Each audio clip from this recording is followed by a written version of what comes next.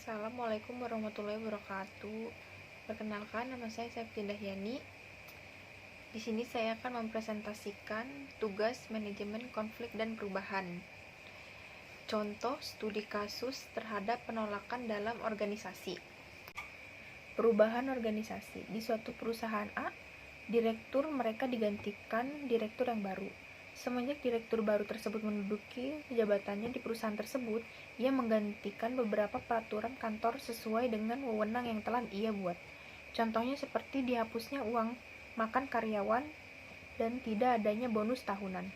Walaupun para karyawan tidak setuju dengan peraturan tersebut, direktur tetap menetapkan peraturan itu. Akibatnya, para karyawan bermalas-malasan untuk bekerja dan akan berdampak pada kinerja perusahaan. Perubahan organisasi. Organisasi menghadapi lingkungan yang selalu berubah dan dinamis. Untuk dapat bertahan, organisasi itu harus menyesuaikan dengan lingkungan. Perubahan merupakan suatu modifikasi ataupun berubahnya suatu sistem dalam sebuah organisasi. Perubahan organisasi artinya perubahan dalam organisasi seperti menambahnya orang baru, memodifikasi suatu program, merubah misi, susunan, dan sistem-sistem dalam sebuah organisasi. Istilah perubahan bukan lagi istilah yang biasa dalam kehidupan sehari-hari.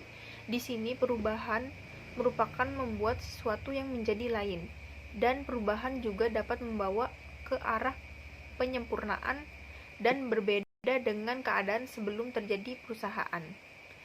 Perubahan yang tidak mengarah kemajuan dan masih mempertahankan sikap dan cara-cara yang tidak efisiensi. Perubahan semacam ini bukan merupakan pembinaan. Masalah dalam perubahan. Banyak masalah yang bisa terjadi ketika perubahan akan dilakukan. Masalah yang paling sering dan menonjol adalah penolakan atas perubahan itu sendiri. Istilah yang sangat populer dalam manajemen adalah resistensi perubahan. Penolakan atas perubahan tidak selalu negatif, karena justru adanya penolakan tersebut, maka perubahan tidak bisa dilakukan secara sembarangan. Penolakan atas perubahan tidak selalu muncul di permukaan dalam bentuk yang standar. Penolakan bisa jelas, kelihatan, dan segera, misalnya mengajukan protes, mengancam mogok kerja, demonstrasi, dan sejenisnya, atau juga bisa tersirat dan lambat laun. Misalnya loyalitas pada organisasi berkurang, motivasi kerja menurun, kesalahan kerja meningkat, tingkat absensi meningkat, dan sebagainya. Selanjutnya, mengatasi penolakan atas perubahan. Stephen P. Robbins dalam bukunya yang berjudul Organizational Behavior mengusulkan 6 cara yang bisa dipakai untuk mengatasi resistensi perubahan. 1. Pendidikan dan komunikasi. Memberikan penjelasan secara tuntas tentang latar belakang, tujuan, akibat, dan diadakannya perubahan kepada semua pihak. Komunikasikan dalam berbagai macam bentuk seperti ceramah, diskusi, laporan, presentasi, dan bentuk lainnya. Yang kedua, partisipasi. Ajak semua pihak untuk mengambil keputusan. Pimpinan hanya bertindak sebagai fasilitator dan motivator. Biarkan anggota berorganisasi yang mengambil keputusan. Selanjutnya yang ketiga, memberikan kemudahan dan dukungan. Jika pegawai takut atau cemas, lakukan konsultasi atau bahkan terapi. Beri pelatihan-pelatihan, memang memakan waktu, namun akan mengurangi tingkat penolakan.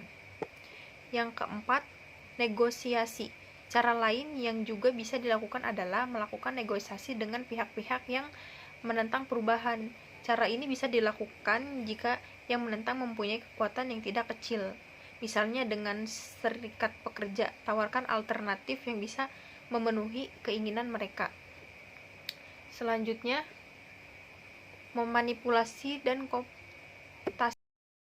Kooptasi adalah menutupi kondisi yang sesungguhnya, misalnya melintir atau twisting fakta agar tampak lebih menarik, tidak mengutarakan hal yang negatif, sebarkan rumor, dan lain sebagainya. Kooptasi dilakukan dengan cara memberikan dukungan penting kepada pimpinan penentang perubahan dalam mengambil keputusan. Selanjutnya yang keenam, paksaan. Taktik terakhir adalah paksaan. Berikan ancaman dan jatuhkan hukuman bagi siapapun yang menentang dilakukannya perubahan tersebut.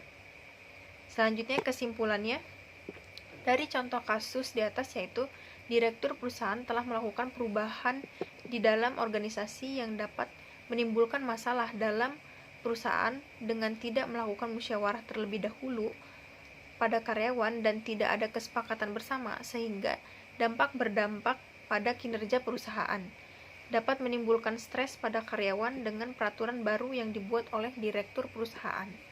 Saran untuk kasus di atas, sebaiknya direktur yang baru boleh saja jika ingin membuat peraturan baru untuk menggantikan peraturan yang lama, tetapi setiap perubahan harus dimusyawarahkan terlebih dahulu oleh anggota karyawannya, sehingga mencapai kesepakatan bersama, dan karyawan pun tidak akan bermalas-malasan untuk bekerja, karena mereka juga memiliki hak untuk berpendapat. Stres pun tidak akan timbul dalam kinerja mereka. Terima kasih.